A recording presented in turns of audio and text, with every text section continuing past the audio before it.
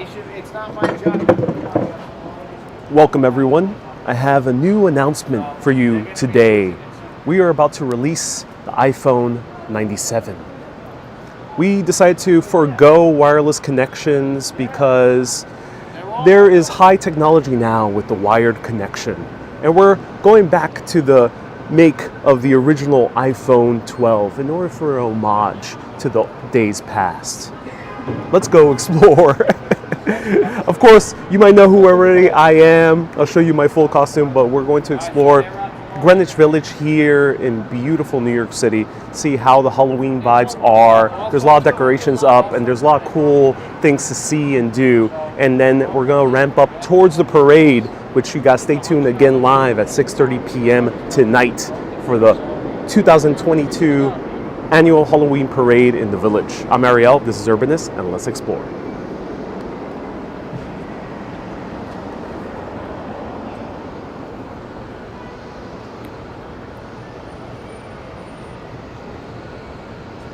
Welcome Matt, welcome Cynthia, welcome everyone, nice to see you here.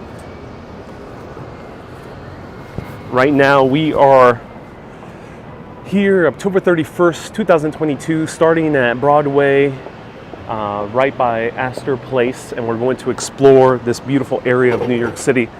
Right now I'm starting at a cafe called Felix Roasting Company, which is amazing. I really do love them. Very fancy coffee shop inside.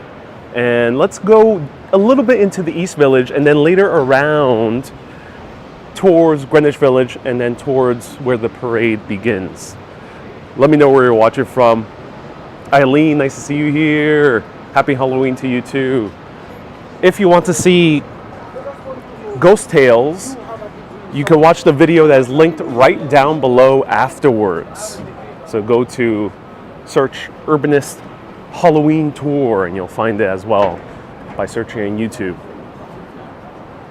Hello, Lori. Hello, everyone. Hello, Lawrence.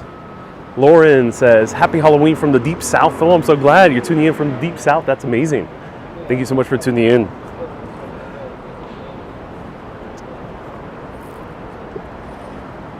Hello, Catherine says, happy Halloween. Ooh, nice to see you here, Catherine. Hello, Susie.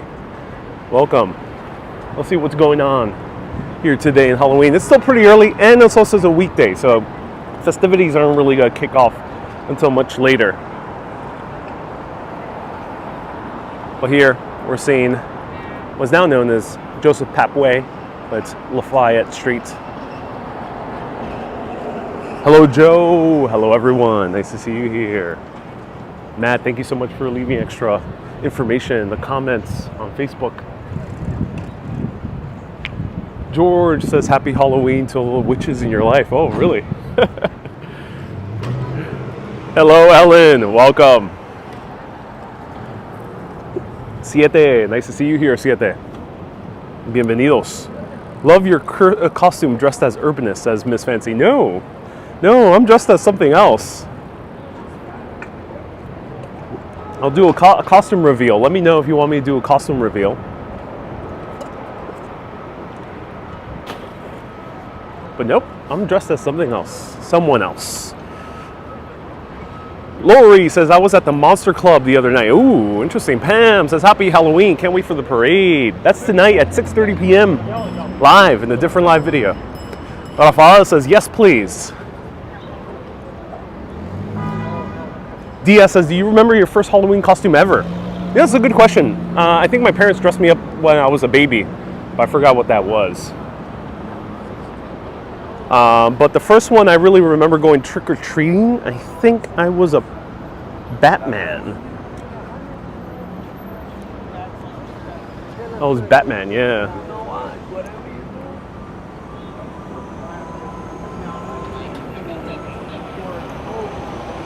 So this is Astor Place right now. A lot of cool stuff tends to be around the village in terms of Halloween. If you're coming to New York City during Halloween season, which I do recommend, it's one of the best times to visit New York City in my opinion, you have to come to the village. I would recommend sticking mostly to this area during all Halloween. There's the parade nearby, but there's also a lot of other cool things to do. Benji says, yes, a costume reveal. All right, Benji, we'll do. Here, somewhere I can put my camera down for a little bit.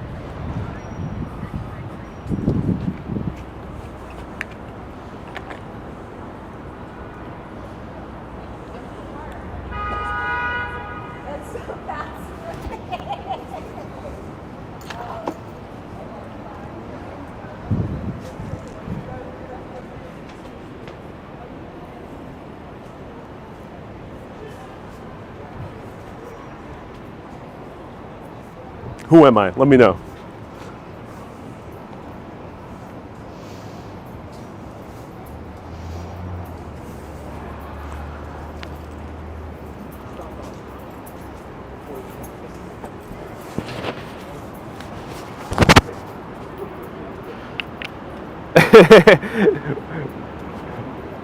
Who am I? Let me know in the comments. Emily, we have a few people. DS, Mike. Who else got it right?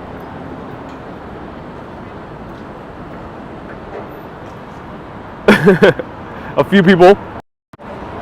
Yep, ladies and gentlemen, I am the founder, one of the founders of Apple. Not the Steve Wozniak, but the other Steve. The one with a devilish style that he had. And and I am basically dressed up. I look more similar to Steve Jobs of 1999.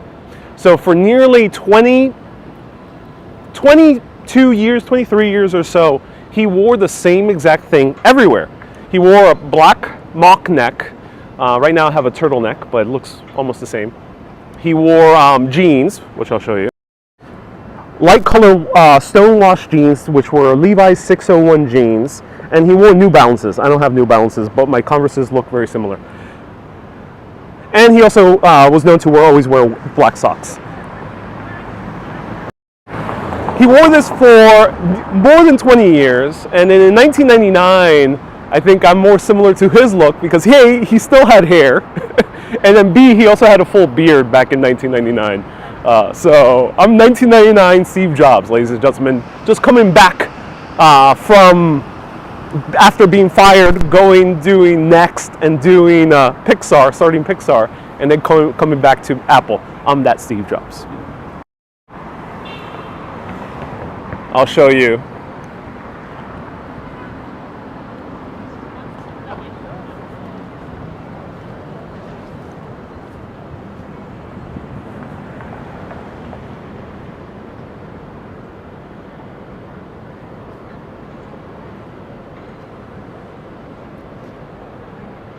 So right here is the entire progression of Steve Jobs from 1998, 1999, which is I think where I'm more similar to, because he had a full beard back then, and all the way until his passing shortly after 2010.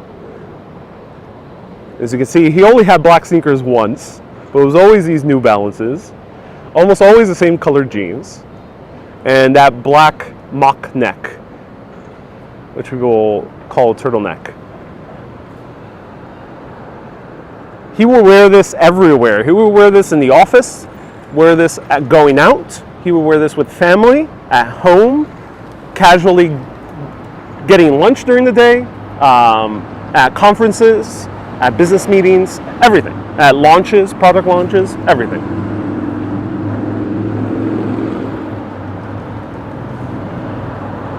And here's a breakdown of basically his iconic style. Right here.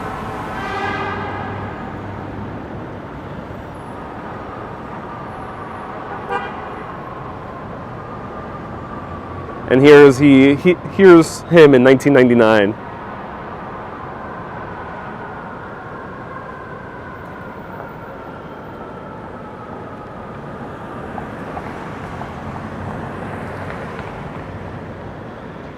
Now, how did he get this idea? He actually ended up getting this idea visiting this designer right over here, Issey Miyake.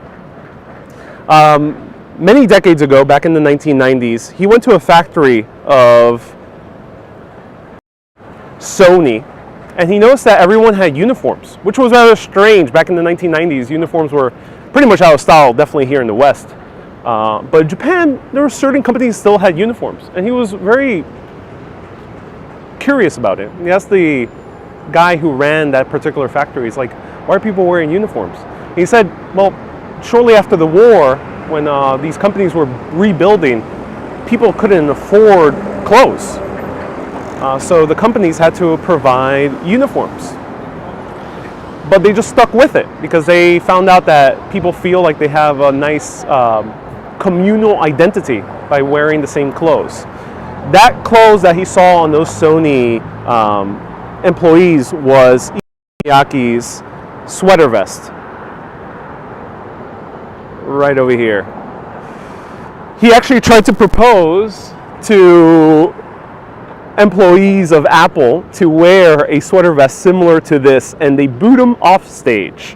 Cool thing about this sweater is that it turned into a vest, but they booed him off the stage. So he decided to just wear a costume or a uniform himself. So he got the black mock necks made by Issei Miyake, and he ordered about 100 of them. He said that it lasted him almost his entire life.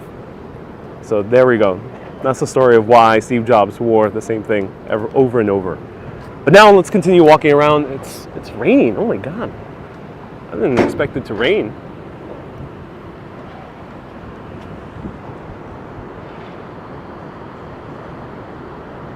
Cynthia says, as I get older, I have fewer outfits I wear. It's easier. It's like a uniform. Yep. Hello, Susie. Nice to see you here. What app do you use to create your outfit? Says Eduardo. This is all clothes I actually have at home. I've worn all this separately in different styles in my own live streams. So I actually did not buy anything for this costume. Stuff I already have. Dia says, wow, he passed away 12 years ago. He did indeed. Issei Miyake is a good fragrance, says Eduardo. Yeah, I gotta learn more about the fragrance. Is it named after him? Billy says, you're a gem. Thank you so much for all the information. Omar says, he describes Steve Jobs like he's a 19th century building. Well, we're talking about his style, so.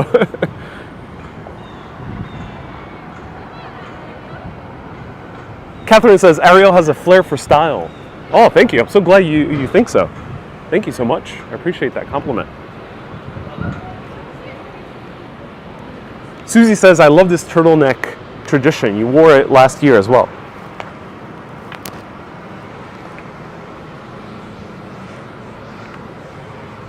Roy says, I love the facade of this building. Yes.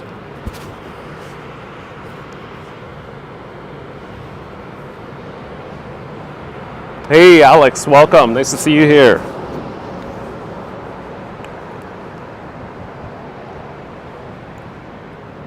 So, there's not going to be much. Let's see what's happening in McSorley's from the outside. McSorley's one of the oldest pubs in all of New York City. It's right over here. I think we're going to see more stuff in Greenwich Village. Right now we're in East Village. So basically, let's go around St. Mark's Place, see what we see there, and then head over to Greenwich Village. Hoan says, thank you so much for showing all the places. Hoan says, you're really something different. Oh, thank you so much, Hoan. There we go.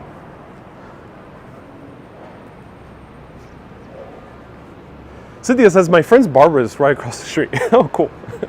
That's awesome, Cynthia. It could be a great idea for you to travel to DC and Puerto Rico. See how much they support statehood, says Felix. Felix, I don't cover politics, though I appreciate that. I have covered DC. I've covered Puerto Rico too. But DC, you can still find short videos and live streams. Puerto Rico, I'll be back at some point. So oldest pub in Manhattan, at least. McSorley's, established 1854. Here. DS says, what's your favorite Halloween candy? Every year, I love eating a good Reese's. Or Reese's Pieces. One of those two. George says, is a trip to Spain in the near future? Yes, especially 2023. Last time I was in McSorley, says I was with you, Ariel. Says Kay. Yeah, Kay. We visited McSorley's early 2020. Wow, time has flown by. My uncle wore a suit and white dress shirt every day. That was his uniform, says Roy. Oh, that's so cool.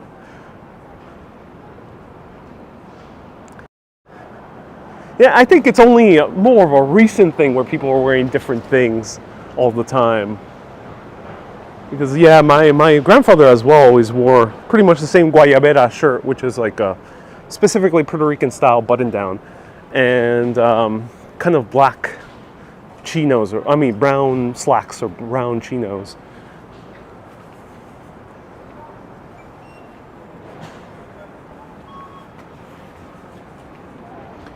Yeah, that's okay. Judy says, wow, this is a narrow street. Yeah, it is.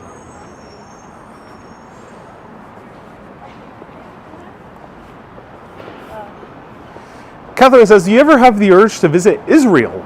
I'd love to go there. One of my dream trips is Jerusalem, specifically.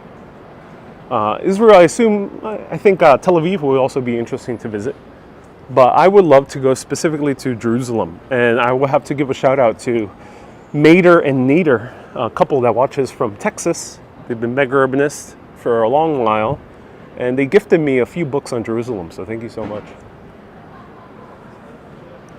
Susie says, what do you normally have for Halloween dinner? You know, Halloween tends to be very packed.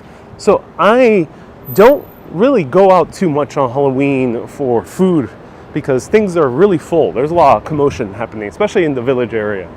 But what I used to do, especially when I would hang out with a lot of my friends during college days, we would go to Chipotle, where they would give a free burrito if you were dressed in costume.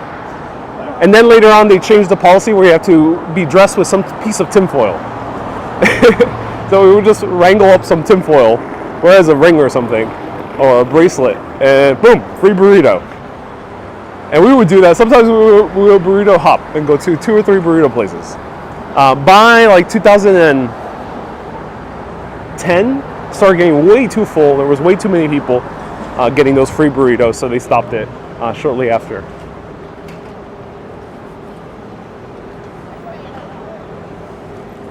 So here's St. Mark's Place.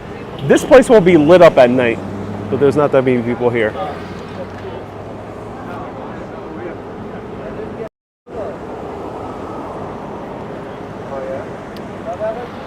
Yeah, there's not that much happening in St. Mark's. Let's go to the haunted church here in the East Village.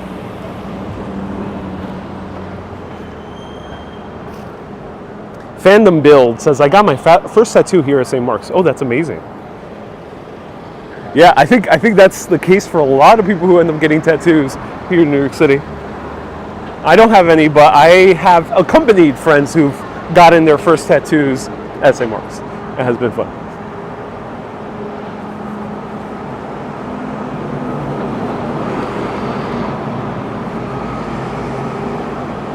Ismay says they should have dropped the price by half for the burritos, not take away the deal completely. You know the deal's coming back this year. I don't know exactly the specifics, but yeah, Chipotle does have a deal for burritos this Halloween. I'm assuming across the U.S. Hello, Marina. Welcome. So fortunately, this is the downside of Halloween being on an early weekday. During the day, there's not going to be too much happening, which is a bit of a shame because when it's on a weekend and 7 years from now or 5 years from now, when it hits a Friday or Saturday, do come to New York because it's very vibrant during the day. Cynthia says, I know where you're going. I spoke to the janitor and heard that people hear things all throughout the night. Oh yes. Nahid says, Audio sounds a bit off. It does. Oh no. Let me know.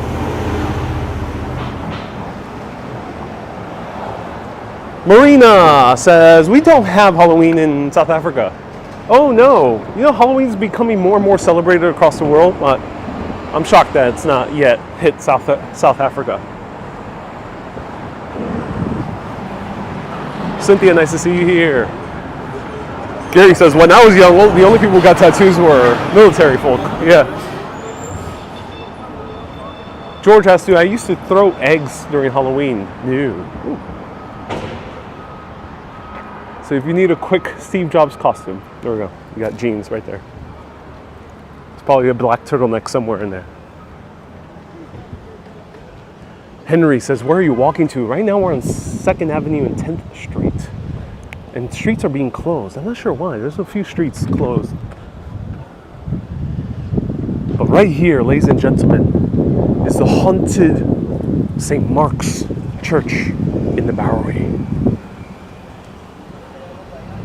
Felix says, please avoid going to the subway. It's very dangerous.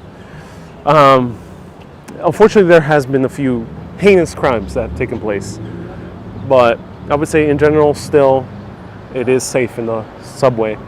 I feel relatively calm in the subway still. But my heart goes out to anyone who suffered a tragedy recently. And hopefully those people who have committed those heinous crimes do pay the full penalty. Right here, late at night, people, church staff, the clergy, patrons of the church, and nowadays it's mostly art event space as well, like a community event space. They all have reported hearing someone drag a wooden beam through the floor. They have no idea what that is. Why is there the sound of something being dragged through the floors of this church? Is it this guy? No, it's not this guy. Is it this guy? No, it's not that guy. That guy is important in American history. He's Tompkins, right? Tompkins. He's one of the cabinet members for one of the presidents of the United States of America. However, unfortunately, he suffered from alcoholism. But he does not haunt this place.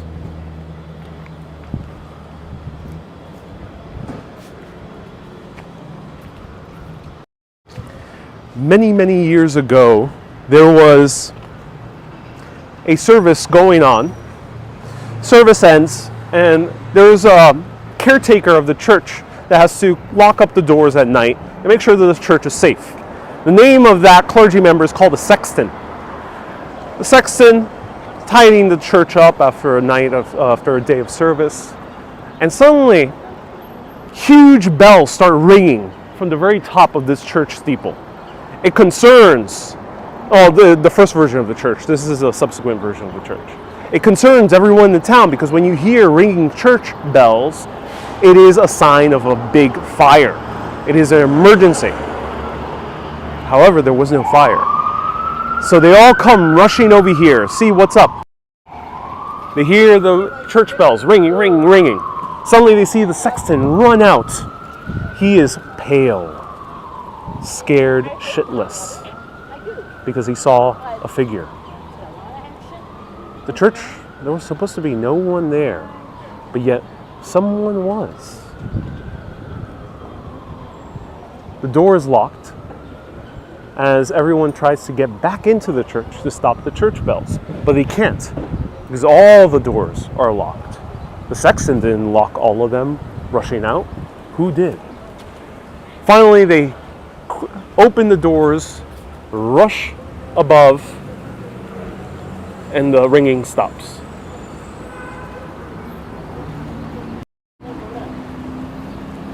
Got hit by a leaf.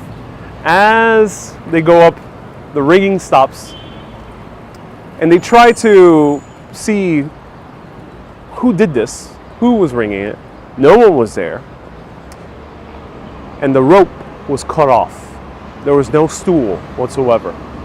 So no one of regular human height was able to ring the bells.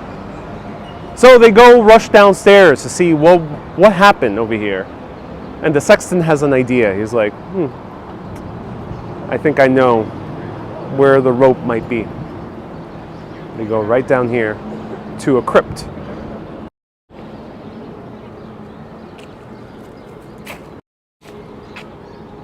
The crypt right here belongs to Peter Stuyvesant.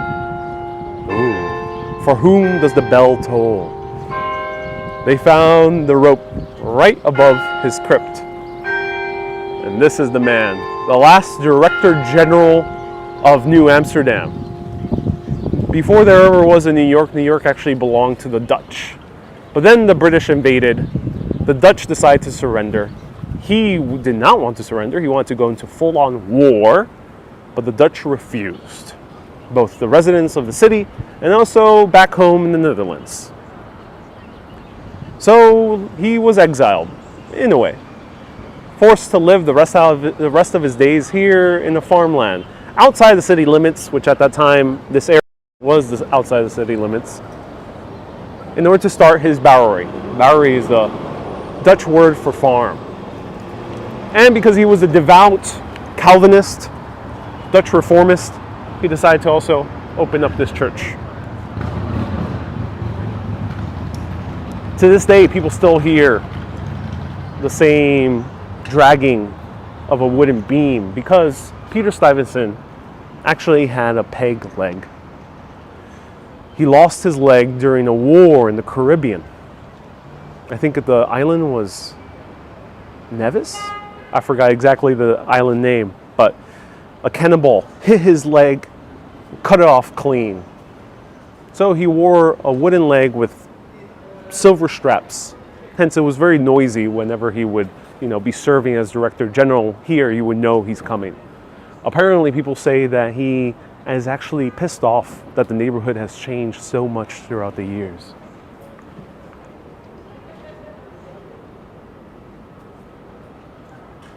All right, let's continue walking around. Let's see what else is up in New York City. We have a photo shoot.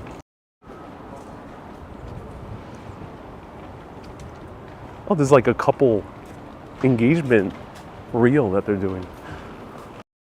Susie says, this sounds like Jackanory, where as a child we sat cross-legged in order to listen to a story. Nicole says, creepy story, yeah. I go into more depth in my Halloween tour that I did 2 years ago. Check it out in 2020. After this live video, if you want to listen to any of these stories, but much more in depth, go and search Urbanist Halloween Tour, and you'll find it. Nicole says, creepy story, oh yeah. DS says, spooky story, oh yeah, DS. That's right.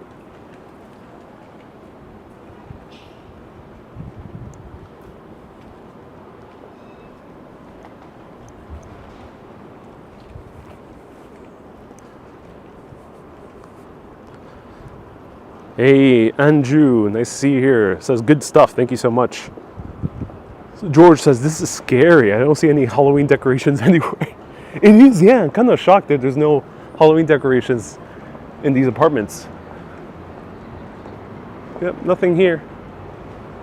But I think we'll see more stuff a little bit further down. Why is there barely any Halloween decorations, Nicole? Yeah, I'm kind of shocked myself.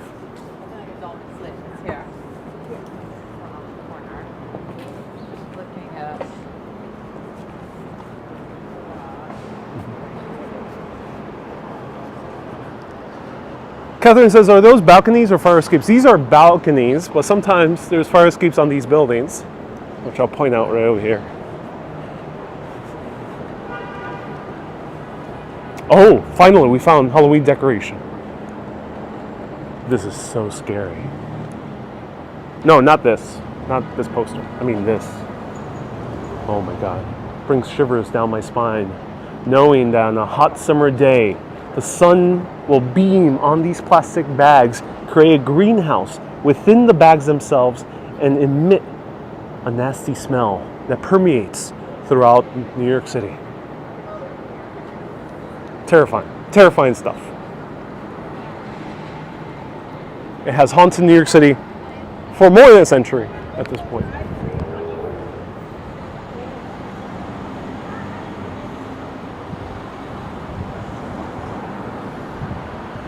Catherine says, wow, Friday, they might explode. Yeah, they might explode at any moment. Kay says, at least the rubbish bags are put tidy. Well, yeah, at least, at the very least. Otherwise, it would just be a full-on, it would be a horror story that I can't even tell on live video. So we're starting to see costumes already. The Joker and Poison Ivy. That's amazing.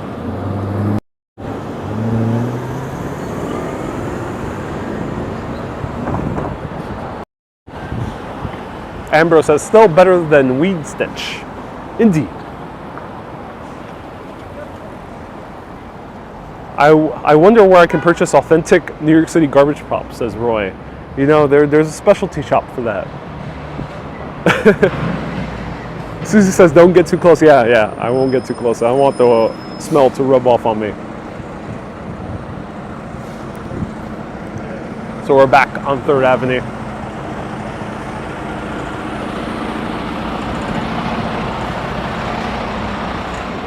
Mark says, great story. Have you ever visited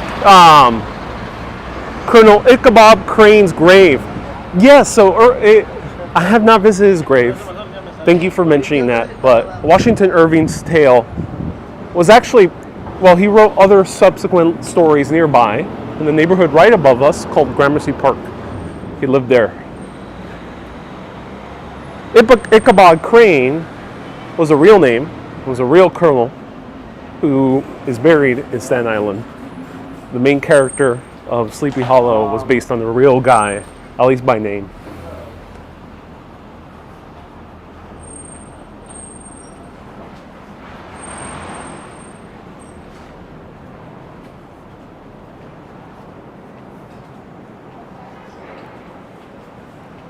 All right, let's search for Halloween decorations. Where you at?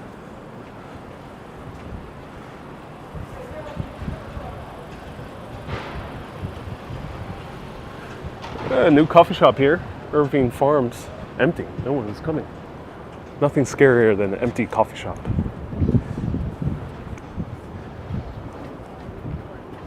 Good to see you change your mind and are doing city walks again this April.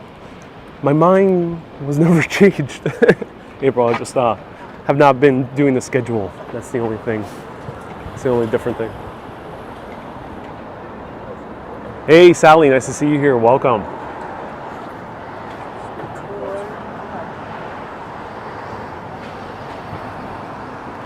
Susie says, I'll be out on my broomstick very soon. So everyone, right now, give a round of hearts to Louise. Louise from Cornwall, who watches also with Bob, her husband. It's Louise's birthday. So happy birthday to Louise from Cornwall, England. Thank you so much for tuning in for so long. Louise, I think, has been tuning in basically from the beginning, 2016. And Bob as well. They've been giving me great advice also whenever I go to England about trains, because Bob is a train enthusiast, and they told me a little bit about military history of the UK as well. So happy birthday, Louise from Cornwall. Thank you so much for tuning in. So let me see if the Halloween store is open.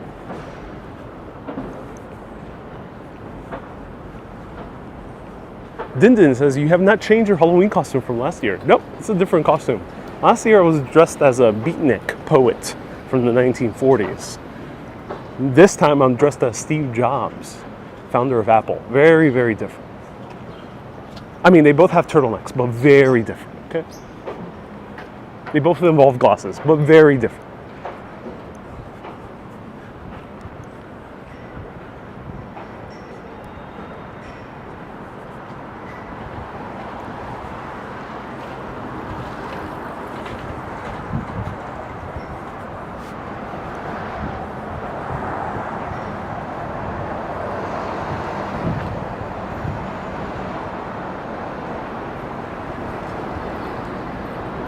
Valentine says, it's your birthday too. Hey, Valentine. Oh, Valentine from Mexico. Wait, so Valentine, we have a few Valentines tuning in. Valentine, let me know if you're the Valentine that I met in Mexico. Mexico City, or if it's a different Valentine. But nonetheless, happy birthday, Valentine. Hope you're having a blast today. You know, this is shocking. So, this is the Halloween store here in New York City. Usually, it is so full. There's a line around the corner. I remember this many years ago. I think I did a few live videos where I did show the line around the corner. Today, it's empty. So you can buy a last-minute costume very easily here. This is the best Halloween costume store, in my opinion. Better than the more commercial ones like Party City or Spirit Halloween. Here you'll find very unique things. And also, there's a lot. So if you're making a film as well, this is a great place to buy props.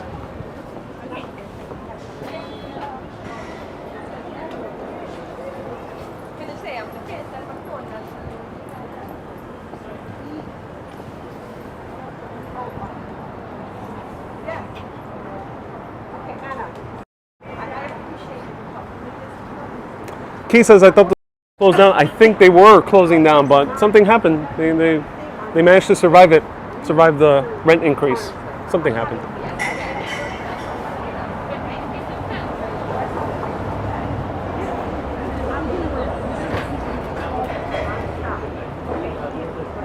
Send me the website. I don't save information.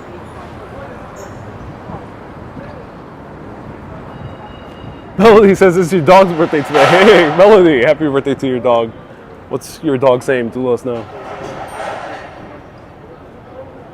Well, Susie says it might be because a lot of people don't have money to spare this year. Yeah, inflation is hitting a lot of people hard. Oh, this is a cool bag. Look at this.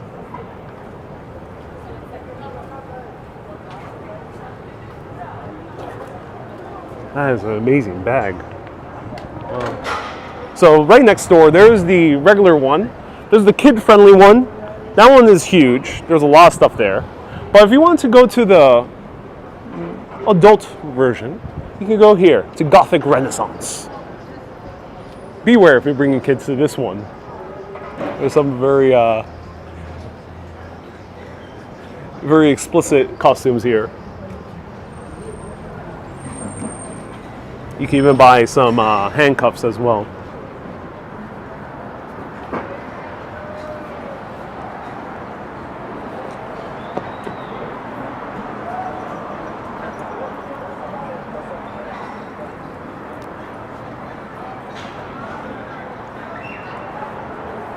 Dutch Moz, nice to see you here. Hello, JL. Jay says, I'm not a fan of Halloween, but I still will watch. Hey, Jay, nice to see you here. I'm curious, why you're not a fan of Halloween? I'm very curious. It's usually a holiday I don't see too many people not a fan of. Unlike Christmas. Christmas is understandable if you're not a fan of it. Thanksgiving, very understandable here in the US if you're not a fan of it. Usually it has to deal with the dread of visiting one's family. That happens to a lot of people, unfortunately, here. July 4th, I get it. You know, people have different political beliefs, so there might be a differing opinion on July 4th. But Halloween, I'm shocked, Jay. Do let us know. No judgments, I'm just curious.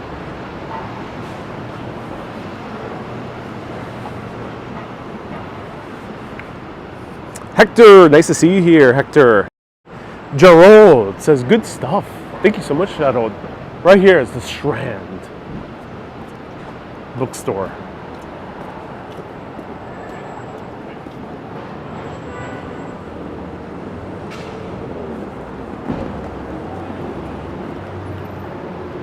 Here, many hauntings happen as well, especially for college students. Every time a college student who's majoring in literature or English comes rushing over here in order to read that book that they have to read before the finals, and then it's not available and they fail. Still haunts college students every single year. Oh wait, that's not a haunted story, that's like real stuff. Okay, never mind.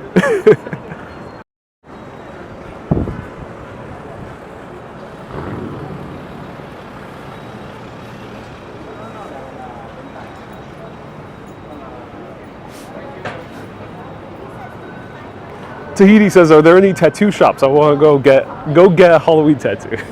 Tahiti, yes. We just passed by the area with a lot of tattoo shops, which was St. Mark's Place. Jake says, "How do you research all these places?" Jake, I make them up. Just make up everything. Just made up. No, Jake, thank you so much for today. I'm so glad you enjoyed my stories. Today I'm off the top of my head, so today's not a research tour, but these are topics I have researched before. I've done many Halloween videos, and I use books, podcasts, documentaries as my resources.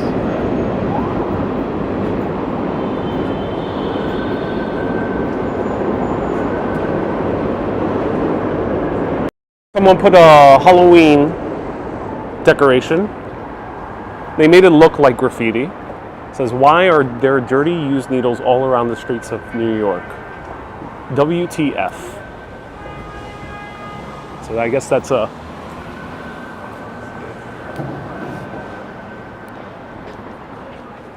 What is in the scaffolding?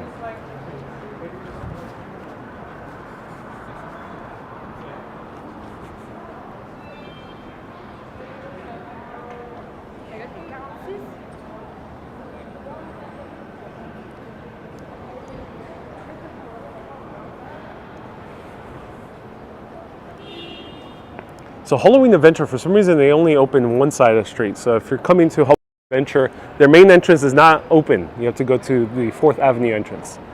That store literally spans an entire block. It is crazy long.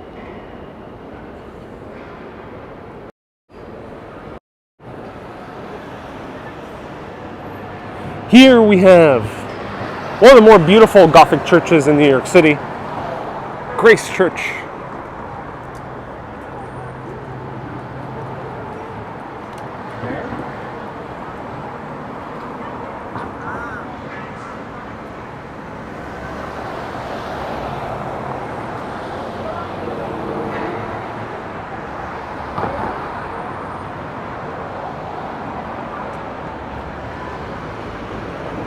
MX says, "I just moved back to CA after the East Village for 2 years.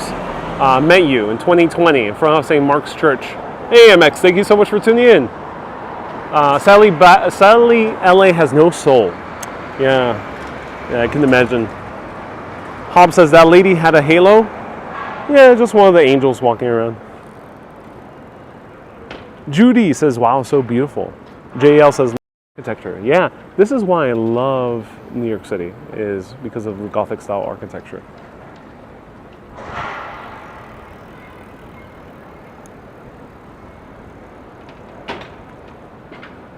Ladies and gentlemen, street smarts. Never walk too close to a man walking around with a pipe, or a pole in this case. And unfortunately, there's rude New Yorkers as well. Hey, Joe says, "You are dressed like Steve Jobs. Are you expecting Apple for Halloween?" I would love some apple pie. That would be amazing.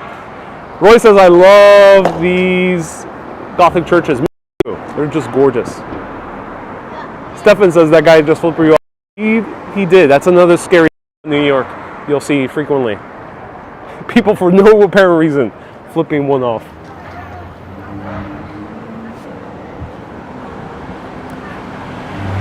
Dia says, "A nice return to America." Never happened to me in Europe, which was very nice.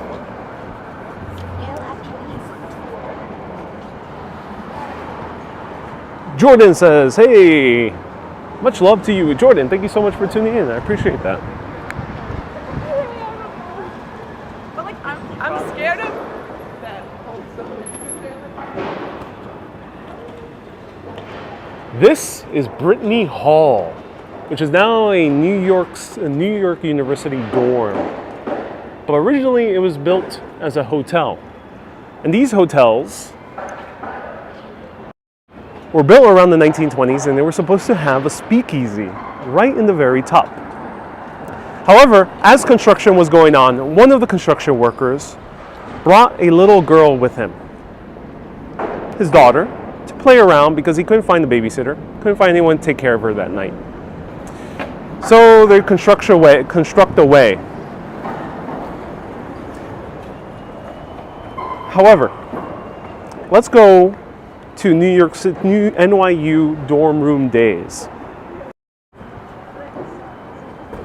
Michelle says, does that happen a lot? Ever so often, in terms of people flipping one off.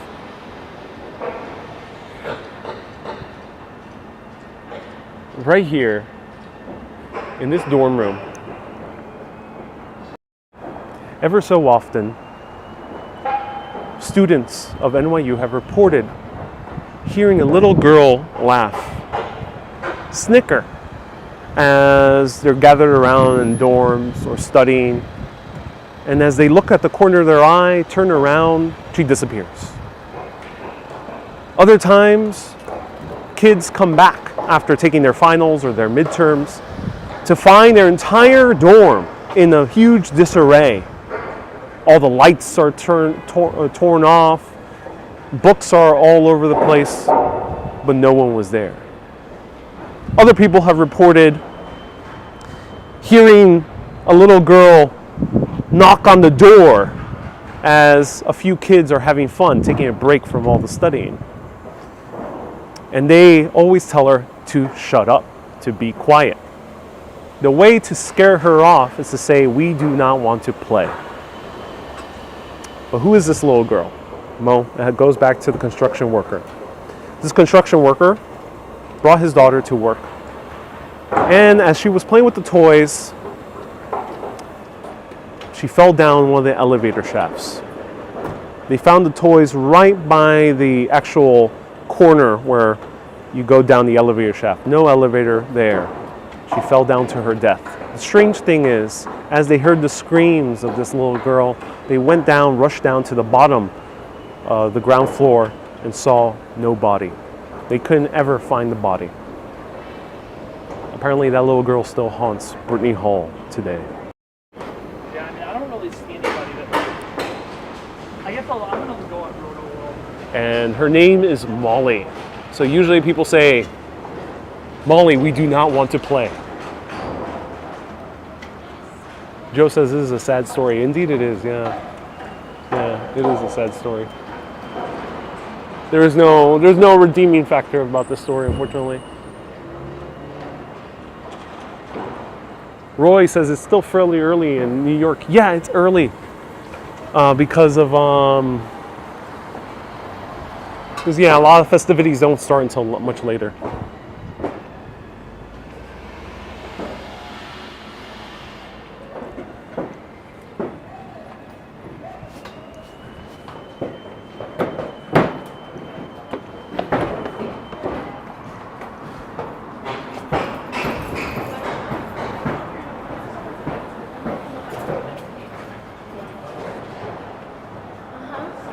Traffic?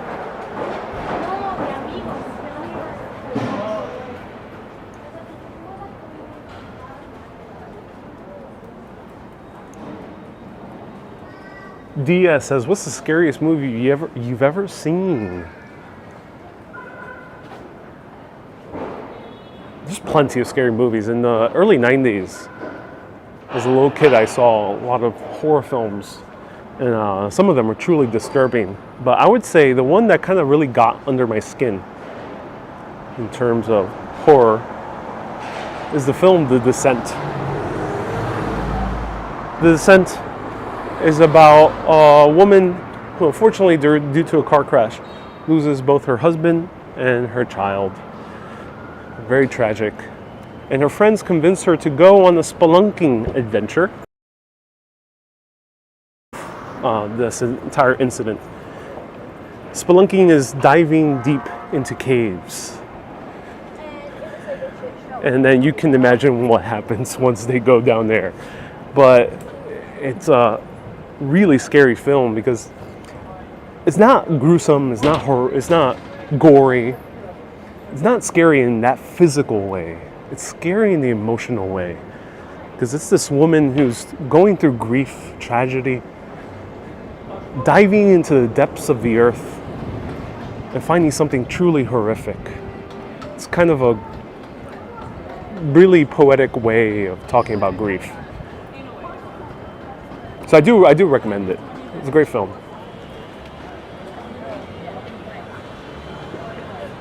April says, yeah, that's a scary, crazy movie, yes. Nicole says, that was the second part of The Descent. There was a second part of The Descent. Are you talking about part number 2? Yeah, I didn't know they made number 2, but I don't think it was the same director. So it's probably, I wouldn't say that was probably the original plan. The movie's more of a standalone. Anthony says, where are we going? We're walking through the village. We're kind of zigzagging around, just aimlessly, see what is up in the village. As we're walking around, we'll bump into a few stories.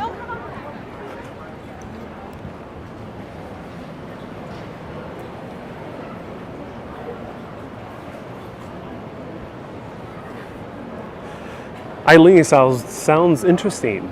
It's called Descent.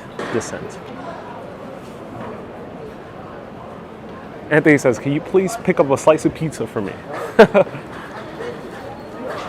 That does sound nice right now. A nice good slice of pizza. Dia says, have you discovered anything new since coming to New York? No, not so much. Not yet. Not yet.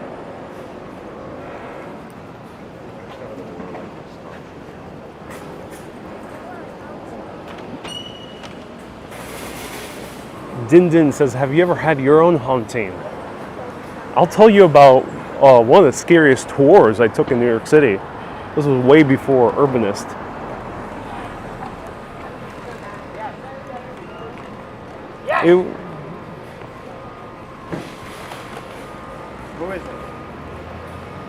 It was Halloween season back in 2008.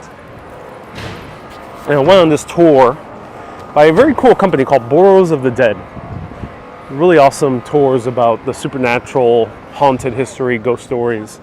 I do recommend them if you're coming here Halloween. They actually are really well researched and they find stories you can't really find anywhere else. But nonetheless, I took this tour. This is way before Urbanist. And this is not 2008, sorry, this was like 2014. And they told us a lot of the stories that actually we just been popping up by today, like St. Mark's Church in the Bowery. But one time, as we were going through the tour, it was all fun, a lot of interesting stories. Most of them are typical ghost stories, but the last stop was a place called the House of Death. The House of Death is one place I refuse to cover. Because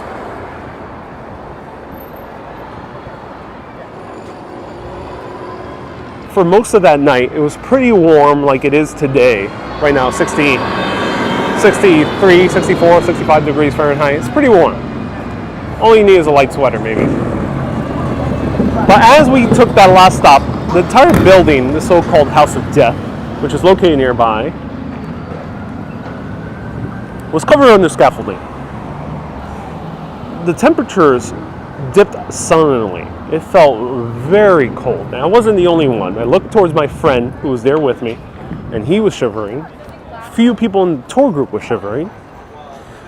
And then right next door, there was a homeless man sneezing so loud, they sounded like bombs. It was that loud. It was terrifying, the way he was sneezing. I don't even want to recreate it because there's a lot of people here. It'd be a little bit embarrassing, but you can just imagine. Ha-choo! That's how he was sneezing.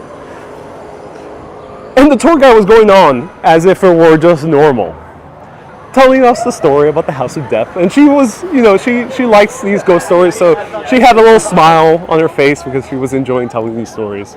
But me and my friend were scared. And then suddenly, the scaffolding, we hear the metal bending inside the scaffolding. And I looked towards my friend to clarify, like, I'm not the only one hearing this, aren't I? And yeah, the entire scaffolding was just like, it's metal, it's bending, or that was the sound of it. Maybe it was because of the sudden dip in temperatures, I don't know. Maybe the scaffolding was already old, I don't know. And I just remember feeling a deep pit in my stomach when all those things were happening at the same time. And I decided, when I started doing videos, to just never cover that house. It just gave me terrible vibes.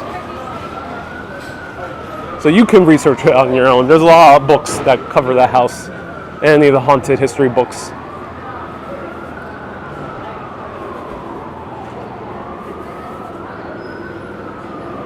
Joe says, wow, a lot of bikes. Yeah, a lot of bikes here. Yeah, we're in NYU territory right now. And now we're going to walk through the most famous park to really hang out during Halloween. It's Washington Square Park. Lots of stuff happening here. Whoa.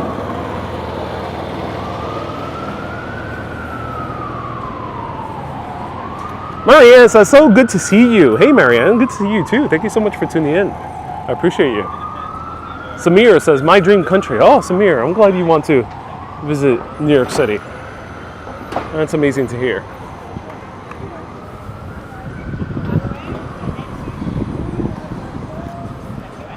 Jonas, nice to see you here. Will you be back for another live stream tonight? Yes, at 12:30.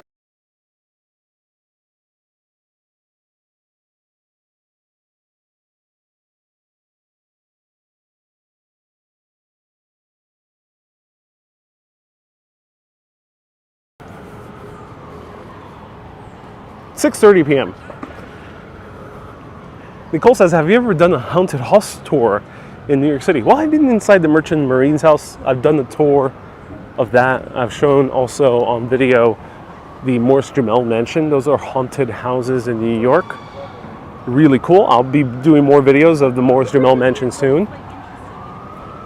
I never felt a bad vibe from either, actually. Felt pretty interesting. But not deeply scary or off-putting. But if you're talking about like a regular haunted house, like a more attraction thing, yes. I've been to one of those before. They're fun. All right, got 'em.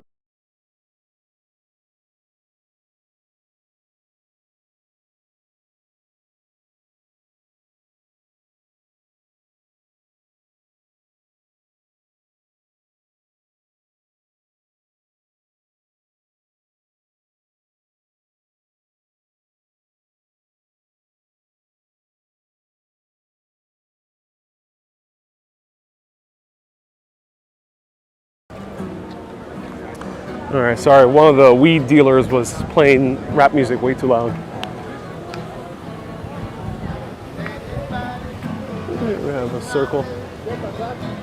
Bringing back to the 1960s. 1960s, Washington Square Park was filled with people like this, singing folk music. It was all the rage in the late 50s, early 60s. And it got so full, so many people were gathering here, especially on Saturdays and Sundays, that New York City's government got involved and started kicking them out. They outright closed the park back then. And it was such an unpopular decision that they had to reopen the park as quickly as possible. Jeffrey says, I'm in your hood. Ooh, thank you so much. Glenn says, happy Halloween. I just found you recently. You are all amazing knowledge of New York. Oh, I'm so glad you're enjoying it. Here, there's a lot of vendors.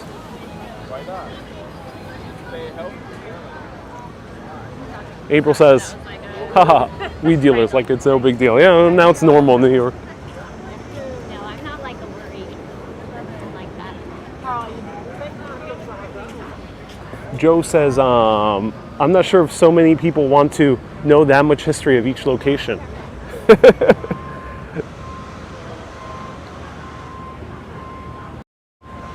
Joe, luckily I have plenty of, there's plenty of other live video channels that barely cover any history, so you can watch those. But here we chat a lot.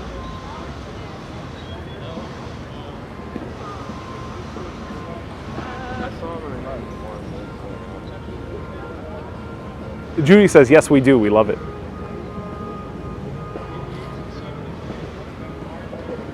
Anthony says, yeah, I just found you recently. I have to say, I'm impressed. I'm entertained. I'm very much enjoy. So very much from Boston. Hey, thank you so much.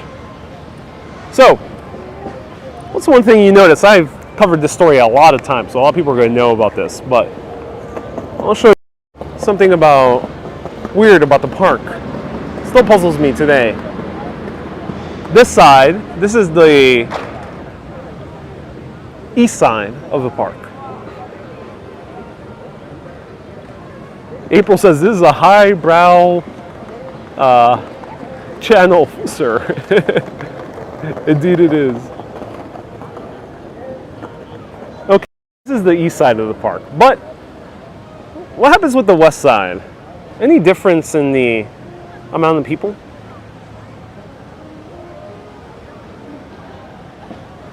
To me, it's very obvious. The east side of this park is always full. But this corner of the park is always pretty much empty. There's not that many people here compared to the other side of the park. Dwayne says less people. Yeah. Unit says, is this live? No, Units. This was pre-recorded many, many years ago. Melody has got it right. Oh, indeed. You do, Melody.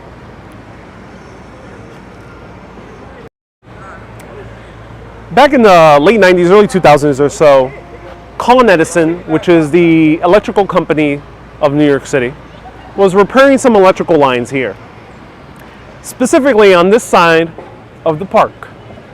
As they are doing repairs, they start digging and find something hard, really, really hard. They dig it up, and it's a coffin. Okay, one coffin.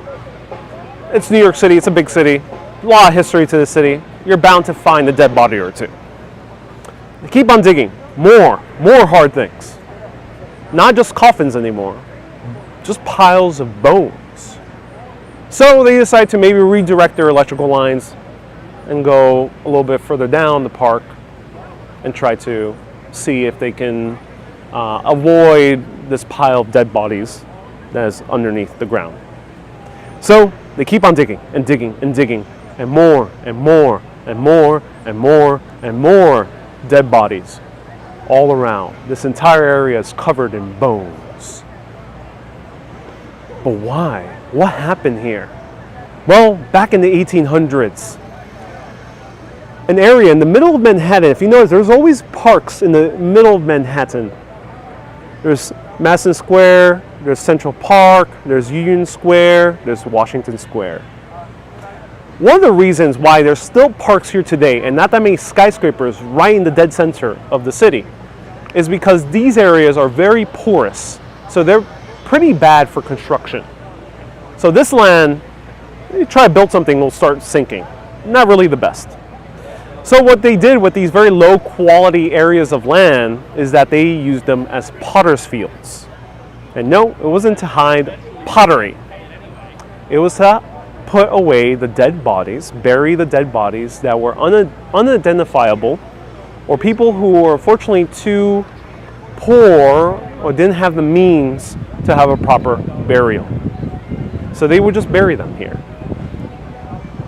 However, there was a huge epidemic of yellow fever and various other epidemics in New York City's history in the 1800s that led thousands upon thousands of people to be buried right over here.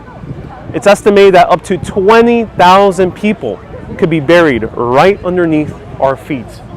A lot of those bodies have been changed to a different place to give them a proper burial, but there's still more bodies here to exhume. Maybe that's why half of this park is empty, but who knows? People also report seeing a huge green mist around the park.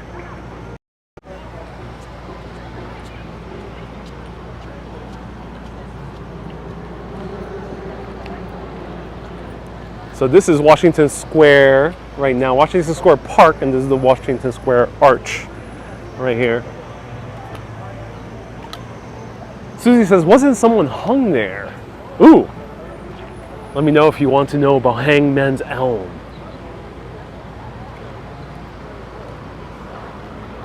Susie says, ooh, yellow fever isn't good. Yes, it isn't good.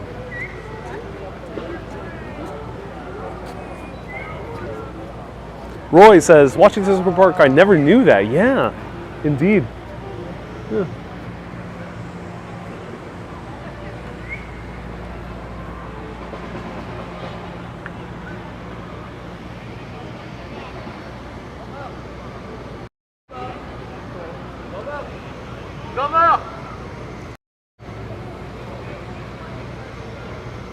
So this building was known by an architect as the ziggurat building. Kind of looks like a big ziggurat as well. George says, this is what I like about you. He's a walking, talking history book. I really can't believe we're getting all of this for free, says Anthony. Indeed it is for free. But if you're enjoying this show and you want more videos, access to videos from Italy, Greece, Ireland, England, Scotland, France, Netherlands, bonus videos, New York, you can go to patreon.com/urbanist, lend your support on a monthly basis. If you choose to become a mega urbanist, you can actually get access to the postcard club, where I send a postcard from a different place, well, wherever I'm at during that month.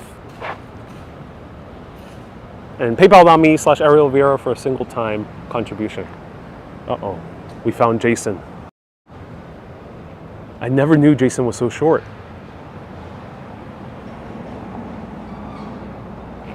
In the films, Jason looks like 6'5", 6'6". But here Jason is 5'2". Michelle says, don't ever stop doing these. Jordan says, Ariel's passion for history is infectious. Different cities have ancient burial grounds in them.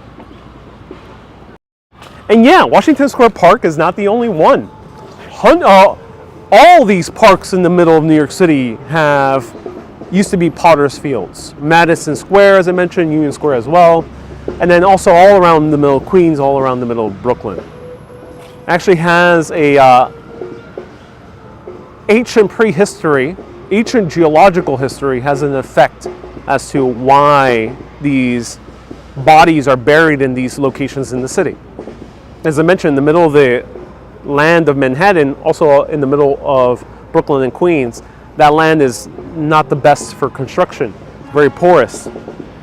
The reason for that is the glaciers used to extend all the way here to New York City 13,000 years ago. And the glacial maximum was where we are at right now. The heaviest part of the glaciers was right here in this area of Manhattan, extended all the way into Brooklyn and Queens. Susie says, time for a bench test. This is a spooky bench test. I do not like sitting in this area. So while the bench is comfortable, it's a classic New York City bench. It's wooden. Only 2 slabs, so it's not the best back support. But there is a little concave for the buttocks. That's nice. And these beautiful views. We got the sun right over here. Ricardo says Prospect Park. There's actually a Quaker cemetery in Prospect Park. Greenwich Cemetery is also in the middle of Brooklyn. We have the sun shining directly right at my face. That's good. So I can roast slowly as I'm wearing this black turtleneck. Not sure how Steve Jobs... How does Steve Jobs wear this in hot San Francisco weather? Let me know. So it's a nice, comfortable bench. But this area is a bit creepy. I don't really like sitting here. As you can see, sometimes there's odd people in this area of the park of all different kinds. People who unfortunately have mental ailments. Hustlers in the other corner who hustle chess. That's okay. Drug dealers as well. There's an odd combination of people here. So I usually don't like sitting in this corner of the park. So I would give this particular bench on this side of the park like a 4.8 out of 10. But if we were on the other side of the park, it will go up to a 7.6 out of 10.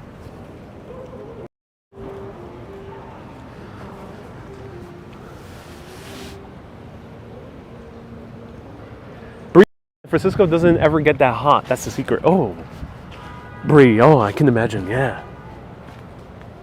All right, ladies and gentlemen, let me know who wants to learn about Hangman's Elm.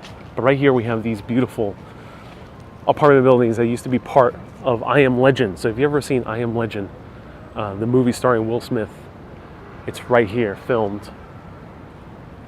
Right here. This is where he had all the cars rigged with bombs. in case the zombie vampires came.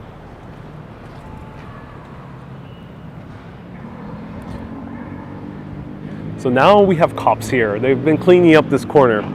Yeah, cops here. Yeah, because this area was not pleasant. If you see my Halloween tour 2 years ago, which you can check out afterwards, you can see how this was not part of the park. I had to actually tell the story on the other corner. But now people are sitting down doing their work. Oh, that's nice. On top of, April says, I thought the black turtleneck on Halloween was the beatnik costume. No, that was last year. That was a very different turtleneck. April. I'm not sure where everyone's getting the idea that I'm dressed the same way I am last year. No, everyone. This is a very different turtleneck. This is very different glasses. It's a whole different, I got a beard. This is a whole different costume.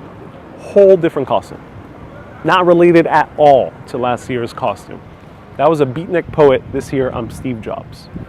Got the jeans and the sneakers and everything. So ladies and gentlemen, right over here we have the oldest tree in the entire island of Manhattan. This is the Hangman's Elm. But why does it have such a dark name associated with it? Well, one of the legends is that Admiral Lafayette himself would come over here during the American Revolution, and he was stunned to see highwaymen hung from its branches. Highwaymen are basically people who mug you as you're passing through a major road, and highwaymen sometimes would target military as well, and they're to steal from their convoys. So he saw them hanging over here, was stunned by that sight. But the true story of the Hangman's Elm is much more tragic. A woman who was between the ages of 18 to about 20 years old, Rose Butler, worked nearby in one of these beautiful townhouses. These townhouses were for the very rich of New York City at that time. However, a fire broke loose in the townhouse she was working in. Rose Butler was an African American woman, and this was a little bit after New York City abolished slavery, specifically in the city and the state. So shortly after 1827. She's working here, getting a paid salary, and a fire breaks loose. The entire house burns down. Luckily, no one dies, but the family blames Rose, which was odd because she had no motive. She had no history, criminal history whatsoever. But nonetheless, all the fingers were pointing towards Rose Butler. People heard her arguing with a man the night right before, but they don't know who the man was. And apparently she was telling the man to stop, don't do it, don't do it, don't do it. And even though Rose said this, and even though there was other witnesses saying that she encountered a stranger in the house the night before, no one believed her. They didn't believe the witnesses. So she was sentenced to death. Apparently, she was hung right here, at the place where it was already known to legend to be the place of executions, the Hangman's Elm. A huge crowd of, I think, hundreds up to 1,000 people were here to witness that terrible, terrible tragedy that ensued here at the Hangman's Elm. Apparently, at night, people still see a body there going back and forth, back and forth.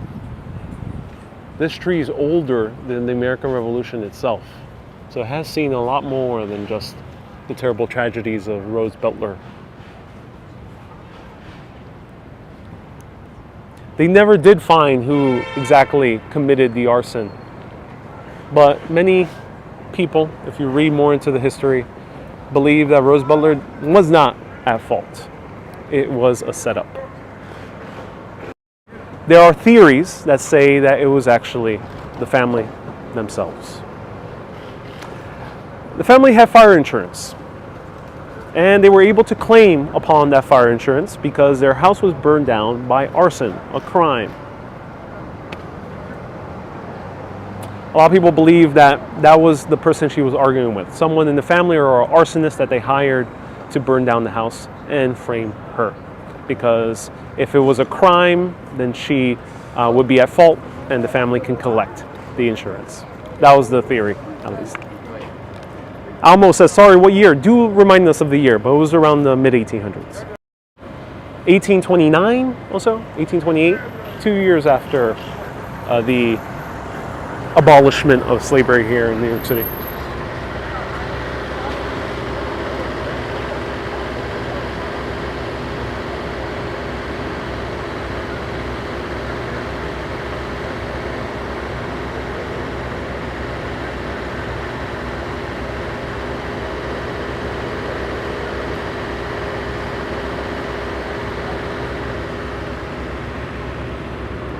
Oh, it's a sad story of a black sheep. Yeah, sad story. All right, let me show you where the parade grounds are supposed to be.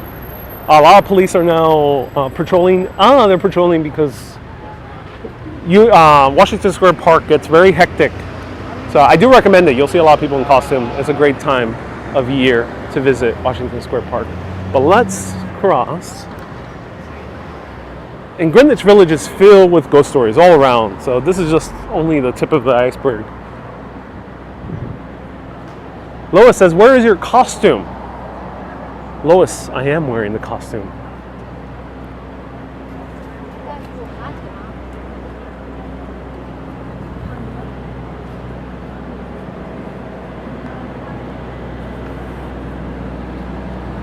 Lois, and anyone who's wondering.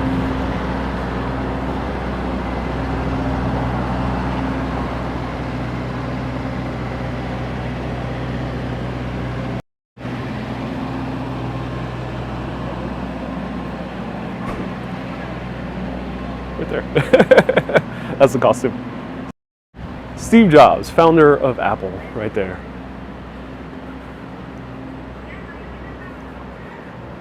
Joe says there was a time where people avoided Washington Square. Yeah.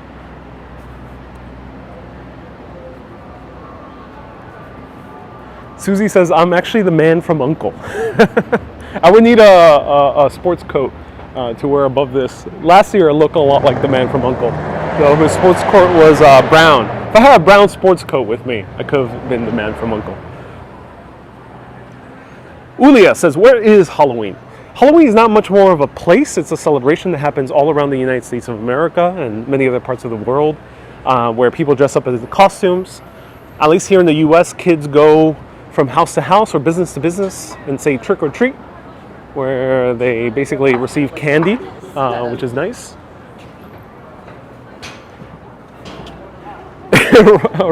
Ronald, nice to see you here. Ronald says, next year Ariel will dress up as Ringo Starr, who also wears a black turtleneck. This black turtleneck will go a long way for me every Halloween. Dinden says, you did a lot of research for that costume. Yes, indeed. I take Halloween seriously. Seriously. Right here is where the entire parade will take place. I hope you're ready. They're about to close the streets, I think around 6:30 or so. A little bit earlier, maybe. This is 6th Avenue. Runs all the way from Soho area all the way to 23rd Street or so. Kay says the kids trick or treat here as well. So yes, Halloween is derived from Samhain, which is a Irish tradition of going from house to house and playing pranks on people. That turned into trick or treating here in the U.S., where kids would either play a prank or receive a nice treat, candy. That was developed here in the U.S. In Ireland for Samhain, instead of jack-o'-lanterns, they have turnips as their jack-o'-lanterns. It is far more scarier than a pumpkin, trust me. Just search up, I'm not sure, turnip lanterns, that might be the good search term. Eileen says, Ringo Starr. This is a funny multi-purpose costume. Ulia says, "Go there where it's Halloween." Well, yeah, we are in Halloween right now. Halloween is everywhere.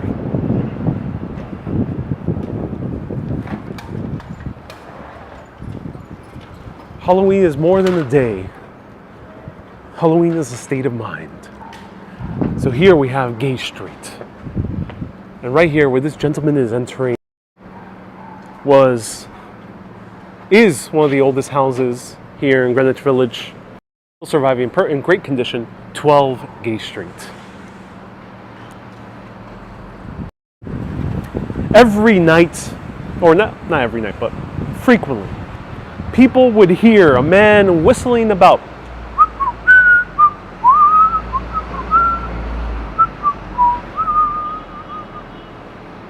But as they look around, no one's there. No one's playing a speaker. And the man disappears here into 12 Gay Street. But residents who have lived here from time to time have reported seeing a man in a black cloak, wearing a wide brim hat, piercing green eyes, disappearing off into corners, A lot of their stuff. walking on the top floors, and as they go up, he's gone. But who is this man? Well, there's two theories as to who this phantom is, the Phantom of Gay Street. One, this house used to belong to the mistress of Mayor Jimmy Walker. Jimmy Walker was a very controversial mayor because he was a mayor during Prohibition and he liked to drink and party a whole lot. That was one thing. Second thing, he barely went to work. Being mayor, came in late, delegated many tasks that he was supposed to do to other people, didn't really care about his job apparently. And then the third thing is, he liked to fool around. He spent more time here than he did with his wife in his own home, because he bought this house for his mistress. So Mayor Jimmy Walker was also known to be a very flamboyant dresser. He would wear capes, very big hats. He was also known to be a very good-looking guy, so he would have very piercing eyes. But that's the first theory. The second theory is the writer of the famous novel, The Shadow, the series of novels, so many, upwards of 200 he wrote, and then it continued on being a huge series and became a movie with Alec Baldwin later on. He wrote it right over here. Apparently, he said that he wrote so much that it became a physical incarnation of a phantom right over here. The shadow actually was imprinted upon this home. What do you think? Is it Mary Jimmy Walker, or is it the shadow? Or is it a combination of both? Did the ghost of Mary Jimmy Walker inspire the writer of The Shadow? Who knows? But actually, things get scarier. I did this story last year.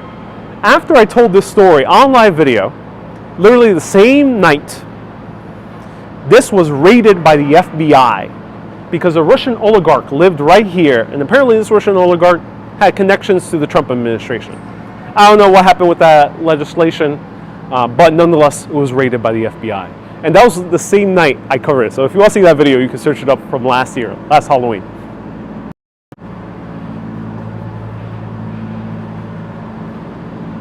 Anthony says he was a pimp. Mary Jimmy Walker definitely was a playboy. He was a playboy, yes. The Shadow was a playboy too, yes. So that's funny. Yeah, that is interesting. The Shadow is a playboy. Was a playboy, the character. Kay says you should dress up as the Shadow next. It would be a good costume. He is described to have jet black hair and piercing green eyes, which I don't have, but I still have the jet black hair. Ah, here's where I can find the suit. This is what I need. This is the suit I need so I can wear on top of this black turtleneck and be the man from U.N.C.L.E. Or be Ringo Starr. Who knows? Susie, Rachel Maddow covered that story. Yep, that same night I covered the story by pure happenstance. She broke the story. Lois says, Ariel, do you believe in ghosts? I would say there are many more mysterious things in our world that we cannot physically see or touch. Ooh, more cool suits.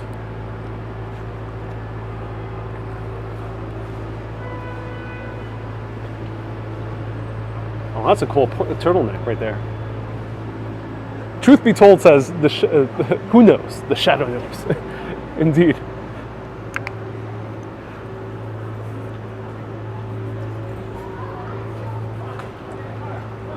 Danette says, the shadow has the power to cloud minds, whatever that means. Yeah, it's unclear. He uses it for a bunch of different purposes. But he can hypnotize people in essence, I think.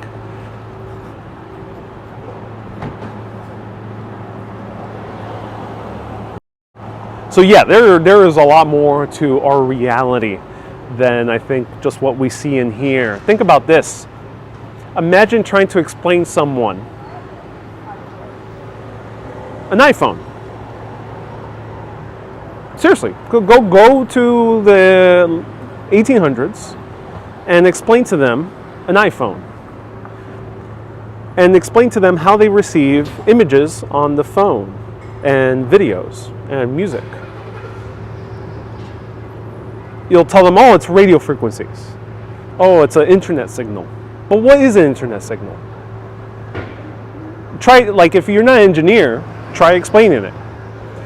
And you'll be like, oh, well, they use waves in the air, and these waves in the air transmit data or a visual image into your phone. So if I were someone in the 1800s and I just heard that from someone else, I'll be telling you, what are you talking about? So you're saying that images are transmitted invisibly through the air and it goes into a little rectangular glass device? Yeah, in essence. So we just discovered radio. It was Nikola Tesla, and of course with Marconi and a few other people. It was only until the early 1800s, late 1800s, early 1800s. That was very recent in human history that we discovered radio and information being sent over the airwaves. And now data and internet and games and a bunch of other things. But this is just the past century. So who knows what else is out there that we can't see? We can't see radio waves. Before the 1900s, there was no way to do anything with them. We had nothing to do. So imagine what else is out there. So I would say it that. And Susie says, finally, some decorations. Yeah.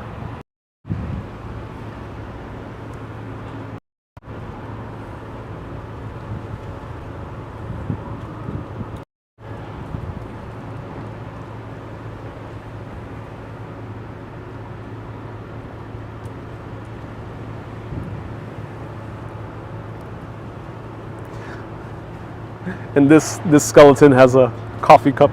That's funny.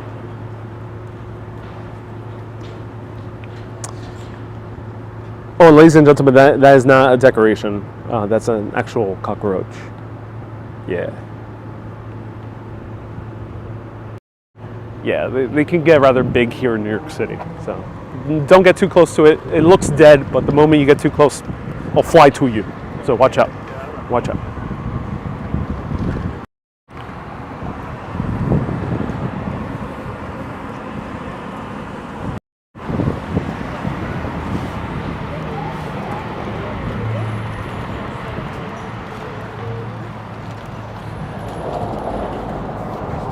One of the more famous ghosts of American history is the writer Edgar Allan Poe, who wrote The Raven amongst many other stories. Apparently his ghost is all around America. This is like the places where George Washington slept at. He slept everywhere. Well, Edgar Allan Poe was drunk everywhere. Don't mean to make light of his alcoholism. That's very tragic. But indeed, he was found to be drunk everywhere. One of the places he was found to be drunk, and he would come here late at night, would be to the Northern Dispensary. This building dates back to 1827, a little bit earlier, and this was the clinic. He would actually admit himself to the clinic after having a very long bout of drinking in order to heal up. Apparently his ghost still lingers here in the Northern Dispensary. It's been vacant for a long while. I think now they're starting to do repairs here.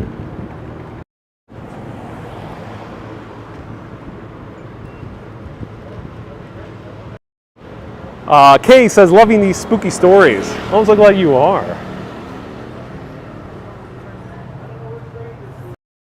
So if you see a man stumbling about in a black turtleneck, it isn't me. Nor is it Steve Jobs, may he rest in peace.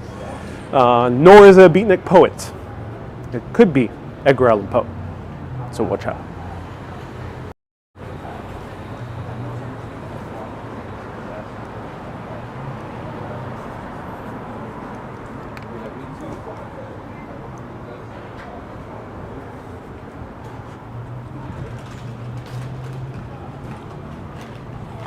Here's the National Monument, Stonewall Inn.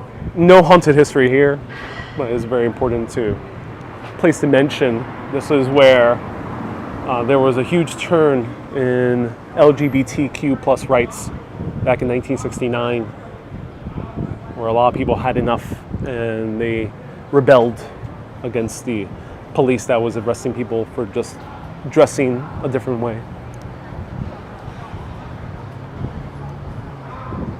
Oh wow, and now there's National Police right in front of it. I'm actually kind of shocked. Rarely see National Police in New York City unless if it's like a national monument. This is a national monument, but that not all of them have National Police in front.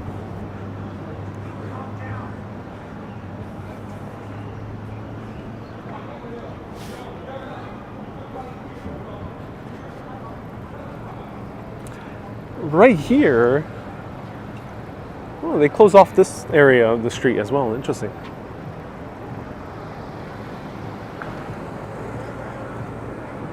Leslie, nice to see you here. Welcome.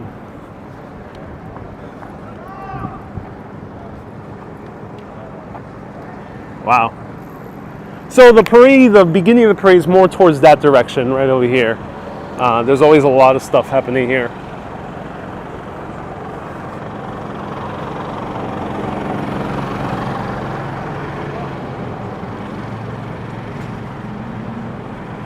Morgan says, any idea what they're for? A speech? What are you talking about, Morgan? Do let us know.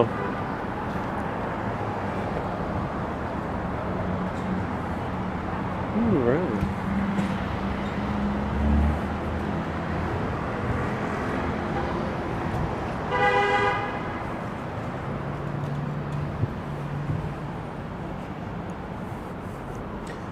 Didn't know about the U.S. National Police. Yeah, me too. You know, I never... You see that in countries like Italy, but I rarely ever see them, so I didn't think U.S. really had them. Morgan says the National Police. So that appeared to be some National Police or National Monument Police. Basically, they're not NYPD. They're not run by the city. They're federal police. Carrie Bradshaw lives near here? Yes, Juan. Yeah, we are near Carrie Bradshaw's house. I have a full Sex and the City tour.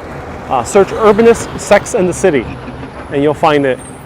And you can learn more about Sex and the City in the different spots, including Carrie Bradshaw's house and the full history of it. Fandom says, Sarah Jessica Parker live here? You know, I'm not 100% sure if they live in Greenwich Village. Right now we're transferring into the West Village. Andrea says, how much does it cost to rent these bikes? I think it's like $250. I'm not sure.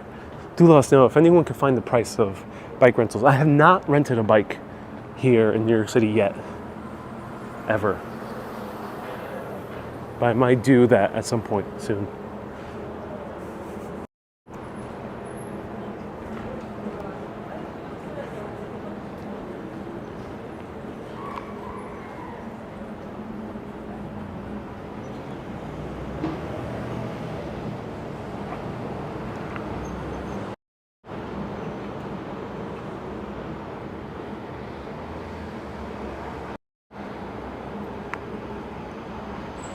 This is one of the better restaurants here in New York City, in my opinion. Sevilla, classic Spanish restaurant.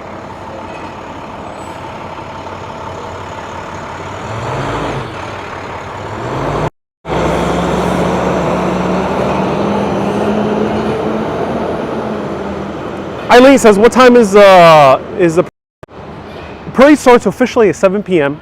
I'll be live starting at 6:30 p.m. so you can see people gathered up and people in costumes and the floats starting to, pick up all the people and everything. So it's a really cool way to see behind the scenes of the parade. So stay tuned at 6:30 p.m. and then we will see the actual parade, depending on cell phone data, whether how much I can walk it or not. But stay tuned. And there's popular music playing. So this parade will be sponsored by the Super Urbanists. Patreon.com/Urbanist. Patreon.com/Urbanist. Also, if you're traveling, one way to get super discounted hotel prices is by clicking the link that is popping up right now all the time. Go write !hotels, !hotels. And click on that link. You can book anywhere around the world, not just New York City, and get up to 70% discounts on hotels. It's a really, really great deal. I'm partnering up with a company called Just Wander, and they were able to provide this for me and my audience. So !hotels. And let's see if we can go to one more place. But here we're starting to see more decorations. So this is the area of West Village, and here we'll see a lot more decorations. I think one reason is because these are townhouses, so a lot of families live here and they spend time to decorate, which is nice. Matt says all of your YouTube friends will be at the parade. Yeah, I wonder who is actually live streaming at the parade. But yes, basically everyone and anyone is going to be at the parade. It's going to be a live streamers convention in essence.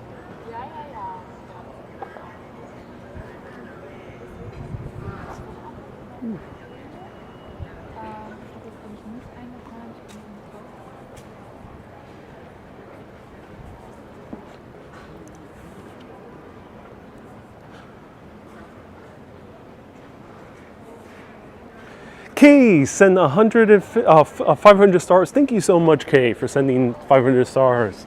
Kay, hope you're feeling better. Oh my God. Is fellow YouTuber Tom Delgado running for Lieutenant Governor? Oh, that's so cool. Look at that, everyone. Tom Delgado for Lieutenant Governor.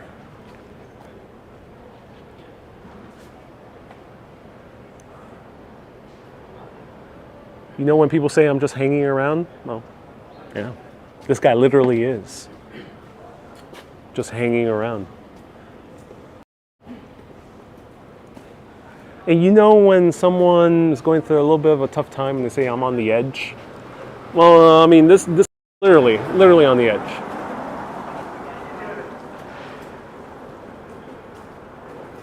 Morgan says, I keep thinking about the Cosby Show. Yeah, it was filmed nearby, a little bit further into the West Village.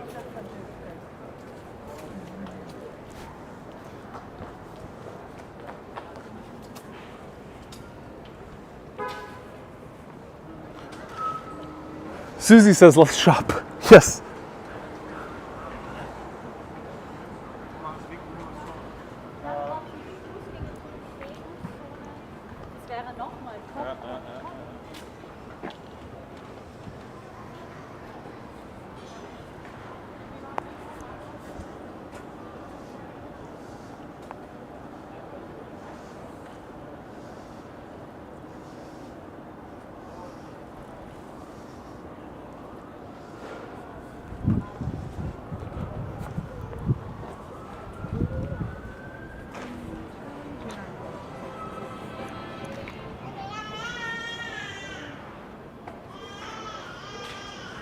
Susie says, but it was set in Brooklyn. Yeah, but as far as I know, it was, the exteriors were shot here in West Village, but further down, I think. But do let me know.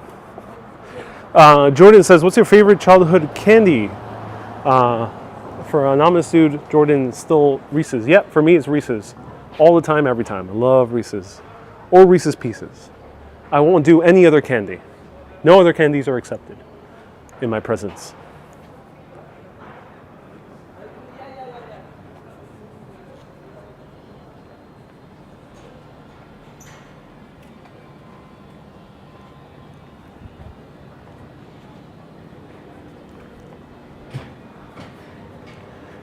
Vita says, are you going to live stream the parade?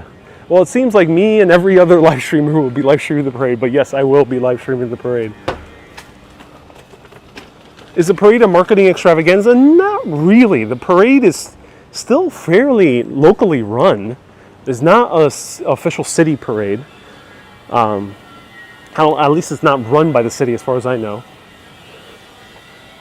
And they don't market very heavily.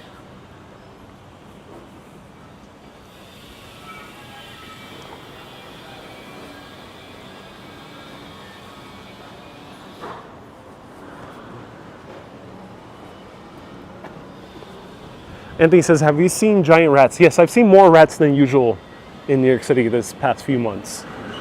They're everywhere.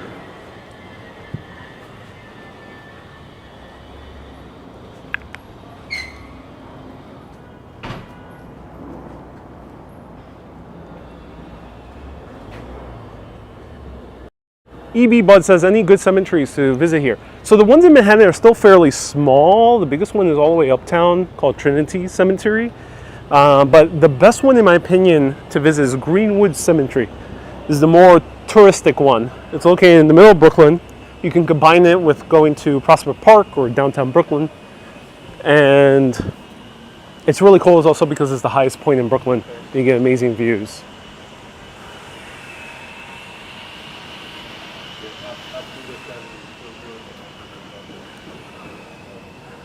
So, might as well tell you the classic tales that I've told throughout the years. There's a lot more haunted history, but there are more specific spots around the city. There's not as big concentration as there is in the Village. I'm surprised this is empty right now. This is the Waverly Inn. This is one of the more exclusive restaurants in New York City. Is very nice, located in a very old, what used to be a very old restaurant, but has become a different hip restaurant now recently. And it's empty.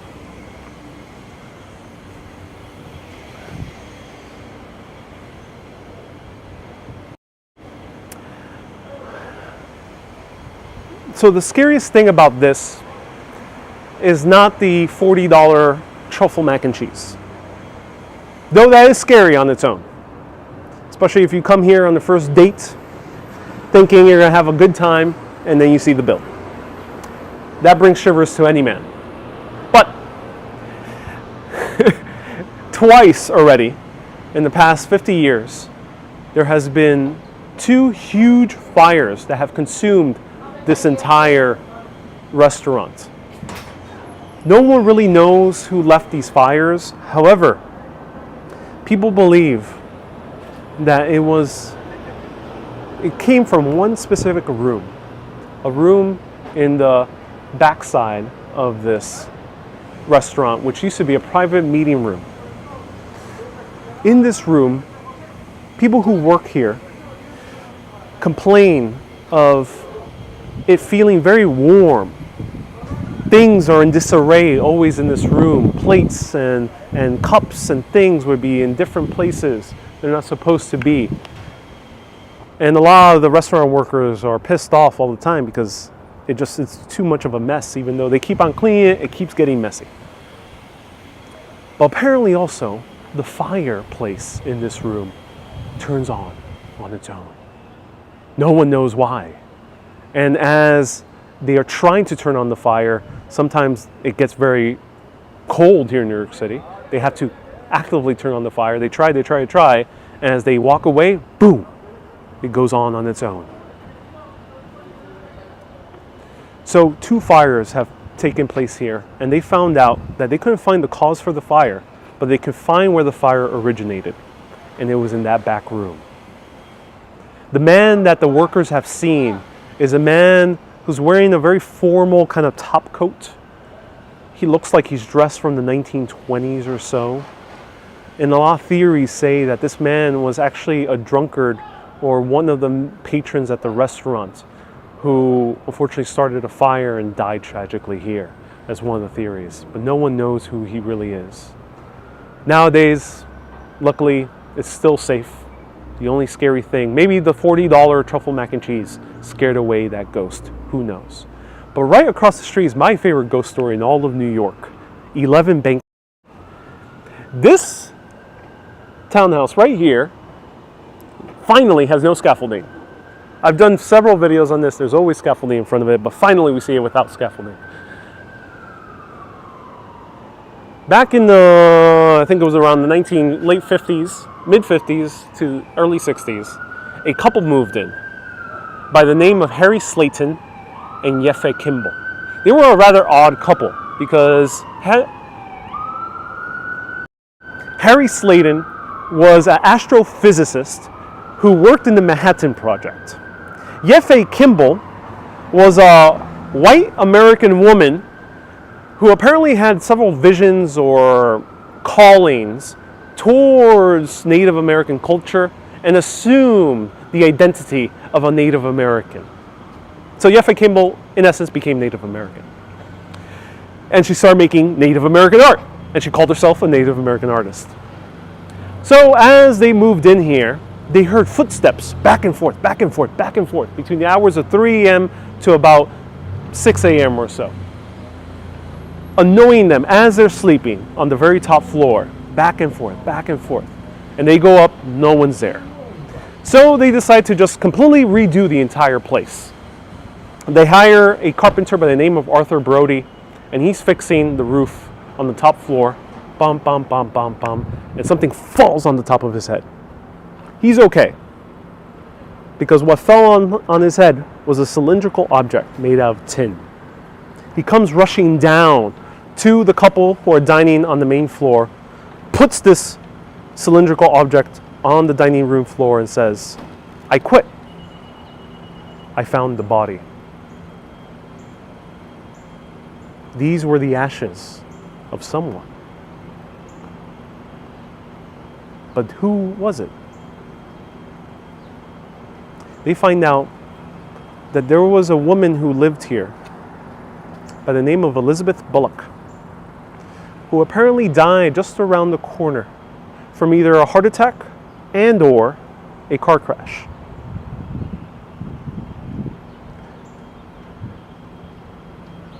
And her remains were hidden inside the ceiling of the top floor.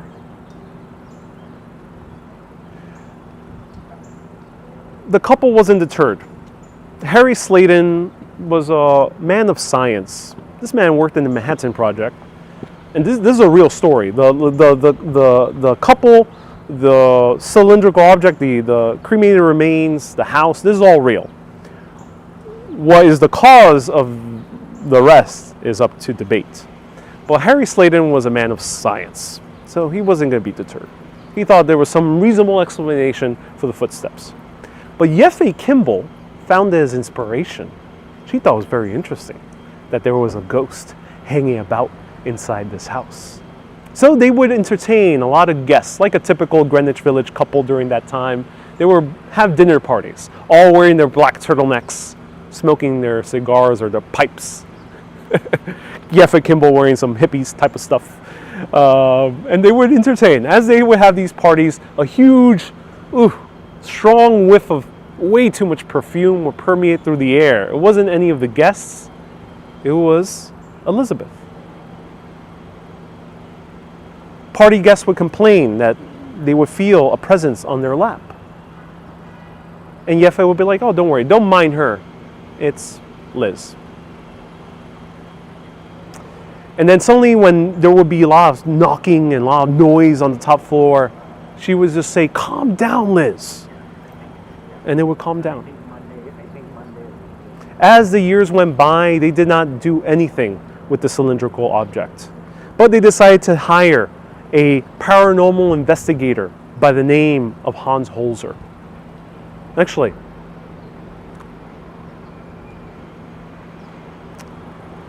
let me go back a little bit. Hans Holzer was hired, I think, by the subsequent family.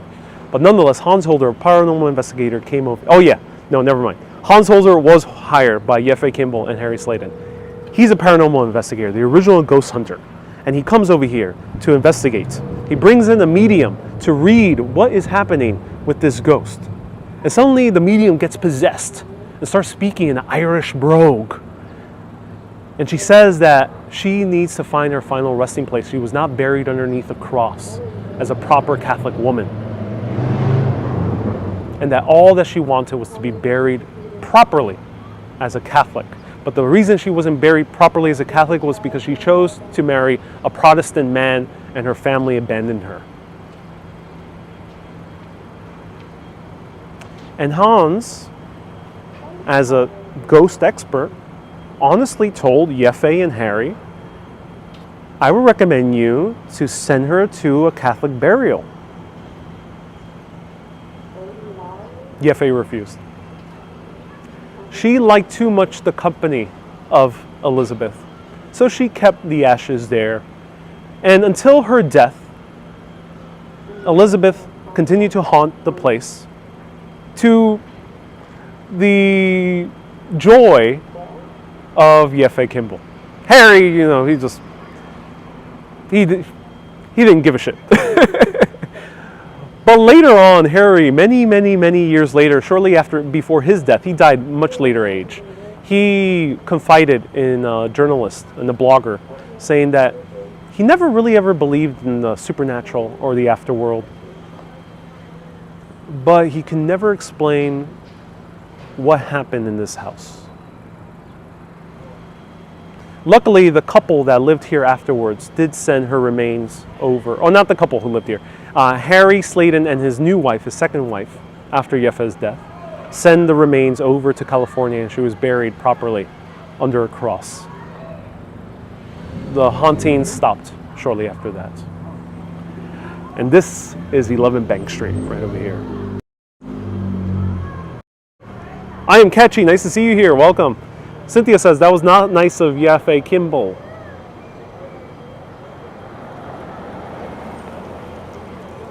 Stanley, thank you so much for sharing my live video. Physicists only operate with spherical bodies and vacuum systems. That's funny. I love this guy. He's so cool, says Anthony. Glad you're enjoying it. So everyone, thank you so much for tuning in. I will be back during the parade live at 6:30 p.m. Stay tuned. The video is already scheduled, and you can also watch on Facebook, Urbanist Live, but I would recommend watching it on YouTube, Urbanist Exploring Cities. And there you can see the full parade, or at least a good portion of the parade from the inside. And you can see the behind the scenes of what happens right before it. I hope you enjoyed these stories. If you want to see a more in-depth version of the stories, you can go to Urbanist and search Halloween Tour, Urbanist Halloween Tour on YouTube, or click on the link in the description below. And that's a video I did 2 years where I go way more in depth. All these stories had crazy more connections to them. Today I told them off the top of my head because I think there's a joy in telling a story off the top of your head. I think the best ghost stories are the ones that just inspire you to tell them. And sometimes it's worth telling a story over and over again. Thank you everyone so much for tuning in. Keep being awesome. Oh, cue the sirens. Keep being awesome and always keep on exploring. Have a great day, everyone. Bye-bye. Bye-bye. Wait, I'm Steve Jobs. Oh, sorry, I'm Steve Jobs. I thought I was a vampire. What did Steve Jobs say? I'm not sure. See you later, folks. I think that's what he said. See you later, folks. Buy the iPhone. Have a great day. Bye-bye.